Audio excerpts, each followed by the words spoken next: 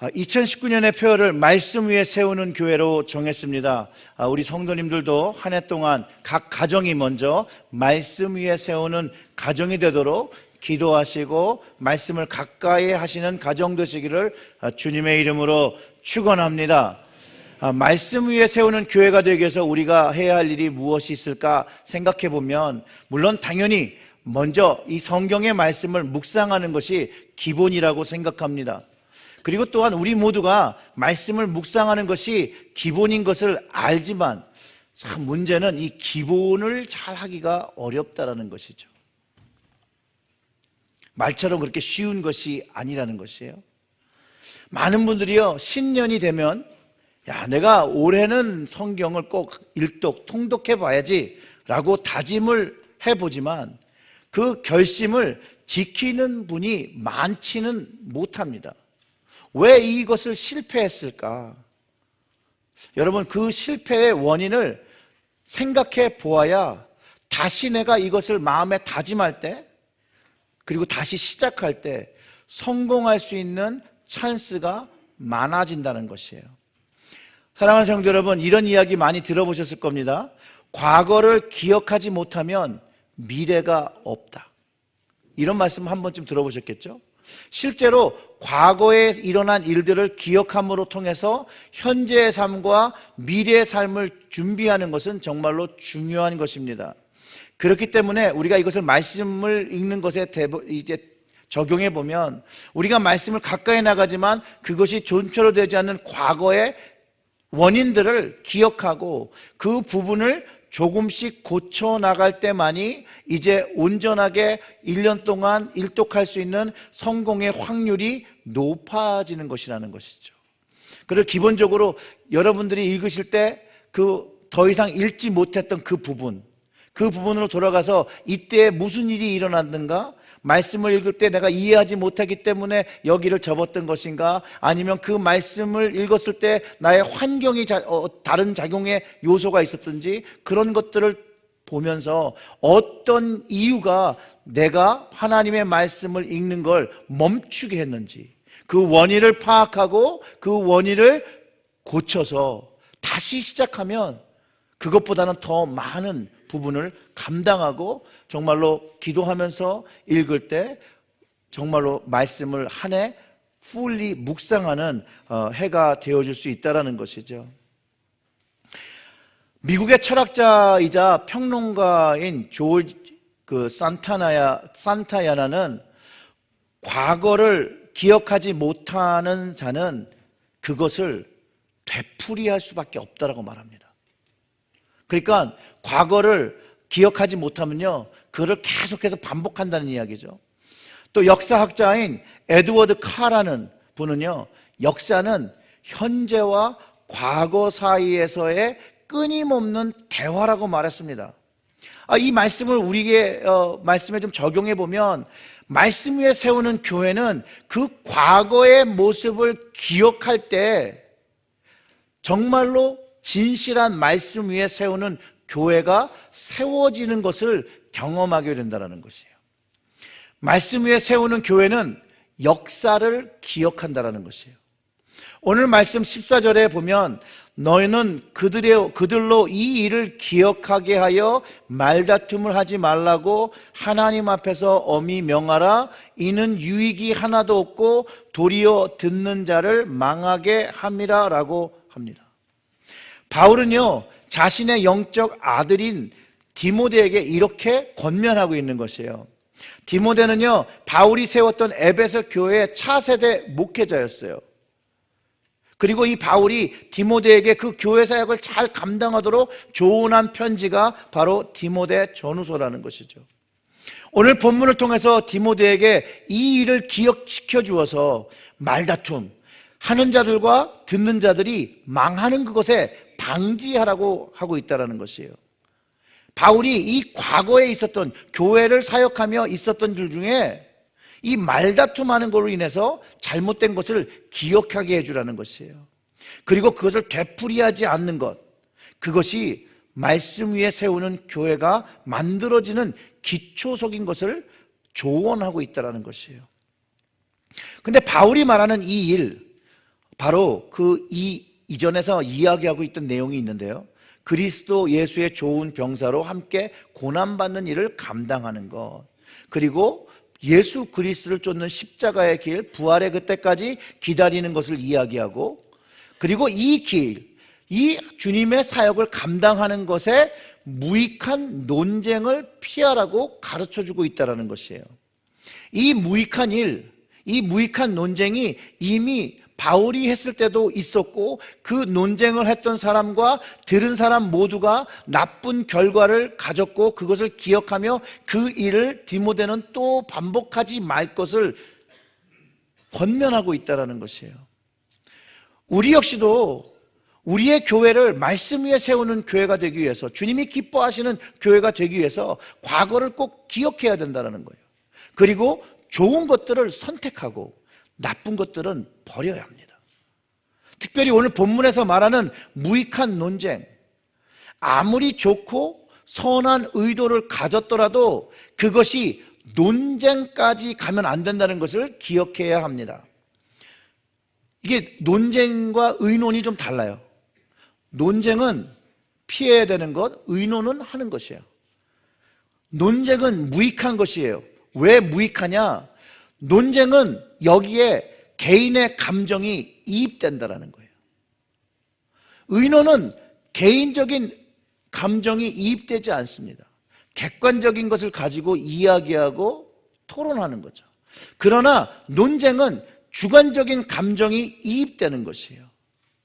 그래서 이 자신의 생각으로 하는 이 감정이 이입된 논쟁은 늘 듣는 자나 하는 자가 둘 다 망하는 결과를 가지고 온다라고 바울이 이야기하는 거예요. 바울이요, 한쪽에 문제가 있다고 얘기한 게 아니라 양쪽에 문제가 생긴다는 것을 얘기하고 있다는 거예요. 그러면 이 논쟁이 시작되는 시점에서 무엇을 해야 되는가라고 하면 모든 것을 하는 것을 일단 멈추어야 된다는 거예요. 주님의 뜻을 분별하기 위해서 멈추고 기도하며 시간을 가져야 합니다. 그리고 의논이, 논쟁을 떠나서 이제 의논이 가능해질 때까지 기다려야 할지도 모르겠습니다. 물론 시간이 걸리고 이 시간을 기다리다 보면 지칠 수 있을 거예요. 그러나 아니 못한 결과를 가지기보다는 아무것도 안 한 것이 더 좋을 수가 있다는 것이에요. 물론 사회에선 다릅니다. 사회에서는 결과주의, 무엇인가 하고 결과를 내야 되는데, 적어도 교회는, 주님의 몸된 공동체는 결과물보다는 관계성을 더 중요시 여겨야 합니다. 여러분, 이것에 동의가 되십니까? 그렇기 때문에 과거와 역사를 기억하는 교회만이 말씀 위에 세우는 교회가 될 수 있다는 것이에요. 과거와 역사를 무시하는 교회는 여전히 동일한 문제로 갈등할 수 있고 분쟁할 수 있는 그 개연성을 가지고 있고, 우리 역시도 우리 주변에서 여전히 동일한 문제와 분쟁하며 갈등하는 것들을 보고 경험하고 있다는 것이에요. 사랑하는 성도 여러분, 말씀 위에 세우는 교회가 되기 위해서 과거를 기억하고 좋은 것만 선택하시는 우리 교회가 되기를 주님의 이름으로 축원합니다. 두 번째로는 말씀 위에 세우는 교회는 말씀을 분별해야 합니다. 진리의 말씀에 대해서 이연령 비연령의 모습을 가지면 안 된다는 것이에요. 즉 하나님의 말씀을 사람의 뜻에 따라 이렇게 해석해도 되고 저렇게 해석하고 되는 것 가지고는 말씀 위에 세우는 교회가 될 수가 없습니다. 말씀 위에 세우는 교회는 하나님의 말씀 위에 세우는 교회를 말하는 거잖아요. 귀에 걸면 귀걸이 되고 코에 걸면 코걸이 되는 것처럼 하나님의 말씀을 사용하면 안 되고, 하나님의 진리의 말씀 위에 세우는 교회는요, 이 하나님의 말씀을 분별하는 것이에요. 영원히 바뀌지 않는 진리의 말씀을 가지고 교회를 바르게 세우고 신앙 공동체를 만들어야 한다는 것이에요. 그렇기 때문에 주님의 말씀이 무엇인지 확실히 분별을 해야 된다는 거예요. 그리고 성경의 말씀의 그 구절구절들이 무슨 의미로 쓰여지고 있는지 이해하고, 이제 그 깨달아진 말씀에는 어떻게 해야 돼요? 순종해야 된다는 거예요. 순종하며 주님을 따라가야 합니다. 그래서 15절의 말씀을 다시 한번 보면 너는 진리의 말씀을 옳게 분별하며 부끄러울 것이 없는 일꾼으로 인정된 자로 자신을 하나님 앞에 드리기를 힘쓰라. 여기서 옳게 분별하라는 말은요, 우리의 연약함이 있다는 것을 가르쳐줘요. 뭐냐면 우리가 하나님의 말씀을 옳지 않게 분별할 수 있다라는 것이에요. 그렇기 때문에 옳게 분별하라는 것이죠. 하나님의 말씀을 옳게 분별하기 위해서 첫 번째, 겸손함을 가져야 합니다. 그리고 옳은 분별을 위해서 말씀을 체계적으로 공부해야 합니다. 말씀이 가지고 있는 체계가 있고 말씀이 가르치는 분명한 것들이 있는데 이것들을 하지 않고 내가 성경을 읽으며 내 마음속에 감동되는 것들만 가지고 그것을 하나님의 말씀이라 믿고 살면 아주 위험한 상황이 생길 수 있습니다. 그저 하나님이 주시는 것을 계시로 알고 마음의 감동을 다 하나님의 말씀으로 잘못 이해하면 성경을 잘못 이해하게 되고 복음의 말씀이 아닌 자기 주관적인 말씀, 자기 해석적인 말씀, 주님의 복음이 아닌 자기 복음을 이제 선하기 시작한다는 거예요. 내가 생각하는 것들을 쏟아놓기 시작한다는 것이죠. 이런 분들이 이단의 길로 가기가 쉽습니다. 그래 나중에 자신이 막 하나님이라 그러고 자신이 예수라 그러고 자신이 하나님의 아내라 그러고 자신이 새 언약의 성령이라고 얘기하는 일들이 지금 이 땅에서 벌어지고 있다는 것이에요. 사람들도 올바른 진리의 말씀을 잘 알지 못하니까 이런 이단의 주장들에 유혹이 되는 것이고요, 이런 주장들에게 또 악한 영들이 역사하면서 또 미혹이 된다는 것이에요. 그러나 말씀의 견고한 체계를 가져 겸손한 마음으로 하나님의 말씀을 적용하고 사는 사람들에게는 이런 미혹이 일어나지 않는다는 것이죠. 간혹 목회자임에도 불구하고 이상한 이단에 빠지는 분들, 그런데 그 이유가 있어요. 돈이나 음욕에 빠지는 자기 욕심에 빠지는 사람들은 잘못된 길로 가는 거예요. 야고보서 1장 14절과 15절의 말씀이 이렇게 이야기합니다. 우리 다 같이 읽어볼까요? 오직 각 사람이 시험을 받은 것은 자기 욕심에 끌려 미혹됨이니 욕심이 잉태한 즉 죄를 낳고 죄가 장성한 즉 사망을 낳으니라. 너무나도 맞는 말씀이에요. 자기 욕심으로부터 죄가 시작이 됩니다. 자기 욕심이 하나님의 말씀을 불순종하게 됩니다. 자기의 욕심이 하나님의 말씀을 왜곡하기 시작합니다. 많은 사람들이 자기의 욕심으로 하나님의 말씀을 왜곡하고 불순종해 왔습니다. 창세기 처음부터 욕심으로 죄를 짓고 사망에 이르게 되었다라고 창세기는 담고 있다는 거예요. 다시 디모데후서 2장 15절의 말씀을 보면 이 진리의 말씀을 올바르게 분별하여서 주님 앞에 부끄러울 것 없는 하나님의 일꾼으로 살기 위하여 우리는 자신을 드리도록 힘써야 한다는 것이에요.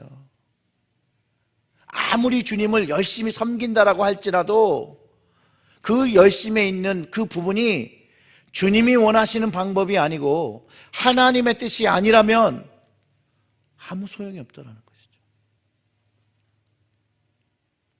자기를 나타내는 것뿐이에요.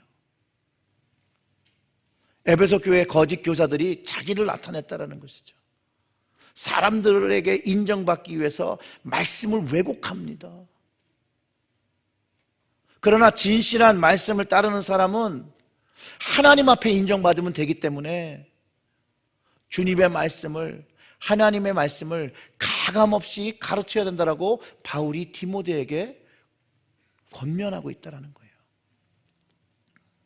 즉 말씀을 옳게 분별하고 주님 앞에 자랑스러운 모습으로 서기 위해서 스스로를 겸손해하며 주님께 순종하며 연단하며 인내할 때 주님 말씀 위에 세워지는 교회가 된다는 것을 여러분 기억하시기를 주님의 이름으로 축원합니다.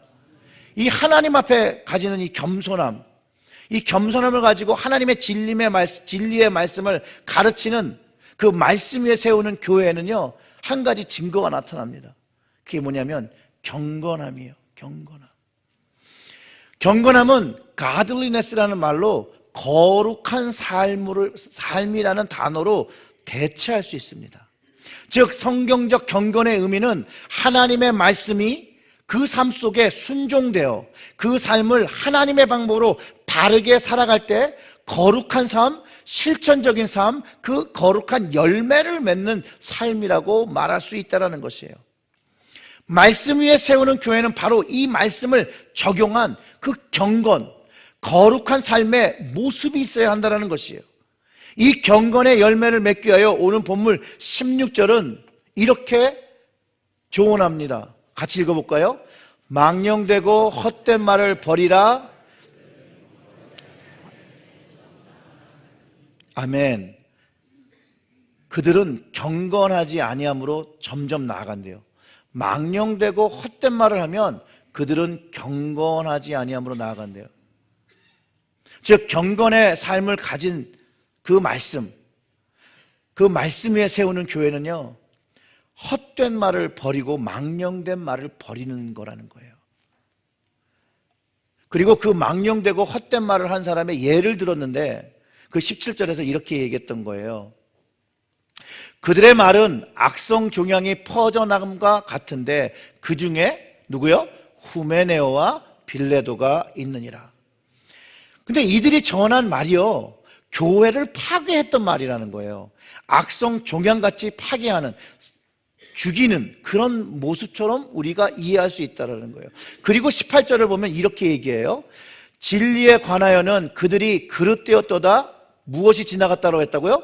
부활이 이미 지나갔다 하므로 어떤 사람들의 믿음을 어떻게 했다고요? 무너뜨렸다는 거예요. 이들이요, 부활을 잘못 전했다는 거예요. 여기서 헛된 말은 그냥 막 쌍욕을 하는 그런 말을 하는 게 아니에요. 막말하는 것을 망령되고 헛된 말이라고 하는 것이 아니라 주님이 가르쳐주고 주님이 보여주신 그 부활에 대해서 잘못 가르친 것을 지적하고 있다는 거예요. 즉 그릇된 부활의 사상은 그리스도인의 신앙을 왜곡할 뿐만이 아니라 그리스도인의 그 부활의 능력을 소유하지 못하고 믿음을 무너뜨렸다라고 이야기하고 있다는 것이죠. 여러분 이해가 되시죠? 자, 그러니까 이 부활뿐만 아니라 성경에 나오는 중요한 말씀들이 있어요. 보혈의 능력, 천국과 지옥, 마지막 때, 재림, 또 심판, 이것에 대하여 잘못된 이해를 전하는 사람들도 망령되고 헛된 말을 한다는 것이에요. 이것뿐만 아니라 주님의 말씀을 잘못 이해하고 전하는 사람들도 망령되고 헛된 말을 전하는 것이라는 거예요.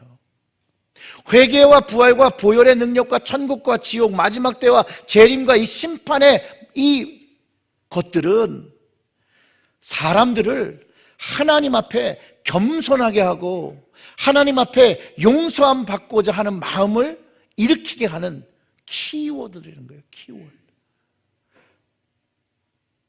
기독교의 중요한 핵심 사상들입니다. 그런데 지금 현재에도 이 후메네오와 빌레도와 같이 자기의 신학으로 사사로이 이 회개와 부활과 보혈의 능력과 천국과 지옥과 마지막 때와 재림과 심판에 대해서 사상을 왜곡하며 가르치는 사람들이 있다라는 거예요. 근데 이들의 공통점은 모두 사람들에게 인정을 받는 것이에요. 사람들에게 인정받기 위해서 성경에서 가르치는 내용을 사람들의 생각으로 이해할 수 있게 바꾼다라는 거예요. 그런 논리로 바꾸어서 사람들의 마음을 사로잡는다는 거예요. 그러나 이런 것들을 왜곡된 것들을 믿음으로 말미암아 그것을 받아들인 사람들은 참 진리로부터 멀어지게 하고 있다는 거예요. 그리고 그들의 믿음이, 그들의 부활의 믿음이, 천국의 믿음이 부서졌다는 거예요. 말씀이 이들을 후메네오와 빌레도를 묘사했던 것처럼 이들의 말들은 악성 종양처럼 생명을 갉아먹고 있다는 거예요. 근데 여러분이 한번 생각해 보세요. 실제로 회개와 부활과 보혈의 능력과 천국과 지옥과 마지막 때와 재림과 심판이 없어졌거나 지나갔다라고 한다고 믿으면요, 여러분 더 이상 예수 그리스도를 믿을 필요가 없습니다. 하나님이 사랑이시니 모두 용서하시고 사단까지도 용서하신다고 오리겐이라는 사람이 초대교회 때 주장을 했는데 나중에 이단으로 정죄됐거든요. 근데 지금도 이 오리겐의 사상을 주장하는 사람들이 있어요.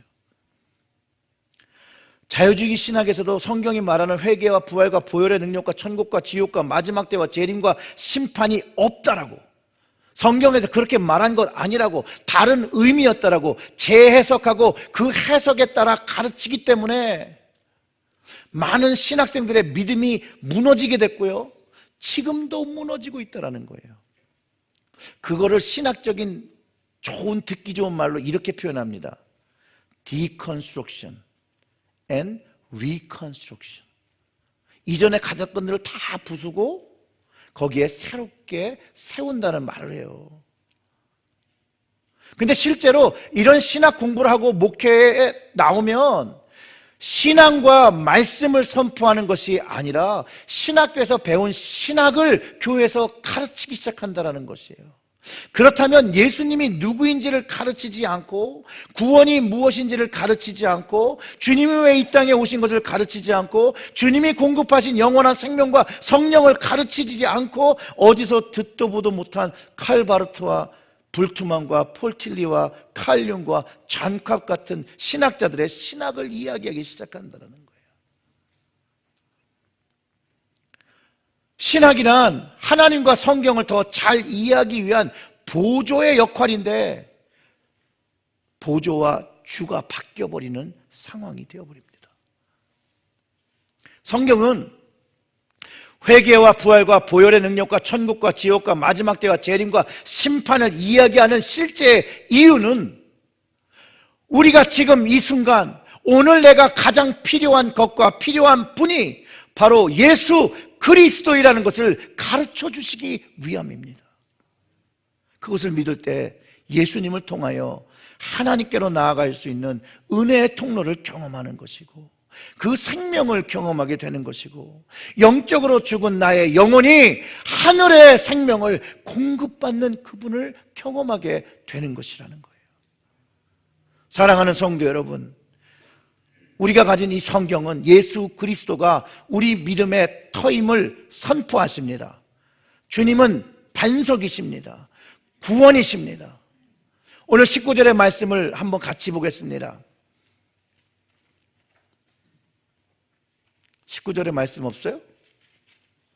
그러나 하나님의 견고한 터는 섰으니 인치심이 있어 일렀으되 주께서 자기 백성을 아신다 하며 또 주의 이름을 부르는 자마다 불의에서 떠날지어다 하였느니라. 아멘. 예수 그리스도를 제대로 알면 그분이 나를 위한 하나님의 견고한 터인 것을 알고, 그분이 나의 구원이신 것을 알고 인치심을 경험하게 된다는 거예요. 그 주님이 오늘도 살아계셔서 우리에게 회개를 요청하시고 우리의 죄를 용서하시기 위해서 십자가에서 죽으시고 부활하셔서 우리에게 천국의 생명과 약속이 있음을 가르쳐 주시고, 심판으로부터 마지막 때에 구원을 얻고 생명을 얻는다는 것을 가르쳐 주고 계시다는 것이에요. 이것을 인장으로, 도장으로 꽉 찍어서 하나님께 약속의 보증을 받아 놓으셨다는 거예요. 그러나 이 예수 그리스도의 이름과 그 공로를 믿지 아니하며 주님의 백성이 아니면 그 불의를 해결하지 못해서 성경은 지옥과 둘째 사망과 불못의 형벌을 받는다라고, 심판에 이른다라고 성경이 가르쳐주고 있다라는 것이에요. 말씀 위에 세우는 교회는요, 예수를 그리스도 주로 믿으며 하나님의 자녀되는 권세를 누리며 영원한 새 언약의 천국 약속을 얻으며 누리며 살게 됩니다. 아멘. 그렇기 때문에 말씀 위에 세우는 교회는 불의를 떠나는 거예요. 불의. 주의 이름을 부르는 자는 불의를 떠나야 합니다. 이 주님의 요청입니다. 말씀 위에 세우는 교회도 불의를 떠나야 되는 것이죠. 여기서 불의는 악행을 이야기하는 것이 아닙니다. 잘못된 행동이 아니에요. 물론 악행도 떠나야죠. 그러나 여기서 말하는 불의는 하나님의 말씀을 왜곡하면 안 되고 진리의 말씀을 망령되고 헛되이 말하지 말라는 것이에요. 하나님의 진리의 말씀을 가감없이 말하고 이해되지 않는 것을 하나님께서 지혜 주실 때까지 기다리라는 것이에요. 베드로후서 1장 20절의 말씀 같이 읽어보겠습니다. 먼저 알 것은 성경의 모든 예언은 사사로이 풀 것이 아니니라고 하면서 주의를 주고 있다는 거예요. 불의를 떠나는 삶은 신앙 고백의 삶과 일치해야 함을 가르쳐주고 있습니다. 즉 주님의 이름을 부르는 건 우리의 신앙의 고백이죠. 우리의 신앙의 고백이 예수를 그리스도로 고백하고 살면 그분을 따르는 삶을 살아가는 것인데, 그렇기 때문에 선하신 주님의 이름을 부르며 선하신 그분의 말씀을 분별하며 순종하며 살아가는 것을 의미합니다. 예를 들면 이런 거예요. 주님께서 내 이웃을 어떻게 하라고 그랬죠? 내 몸과 같이 사랑하라고 하셨습니다. 이 말씀을 순종하고 실천하는 삶이 불의를 떠나는 삶입니다. 쉽죠? 그렇지만 이 말씀을 알지만 이웃을 돌보지 않고 외려 그 이웃을 힘들게 하고 어렵게 하고 있다면 그것이 바로 불의를 행하는 것이라는 거예요. 왜냐하면 첫 번째, 주님의 말씀에 불순종한 것이 불이고요. 두 번째, 그 왜곡된 우리의 모습으로 주님의 참된 사랑과 진리를 다른 사람들이 경험하지 못하겠다라는 거예요. 여러분 이해와 동의가 되십니까? 다른 말로 하면 주님의 말씀을 순종하며 실천하는 삶이 바로 의를 행하는 삶인 것을 깨닫게 됩니다. 그렇기 때문에 말씀 위에 세우는 교회는 불의를 반대하고 의를 행하는 교회라는 것이에요.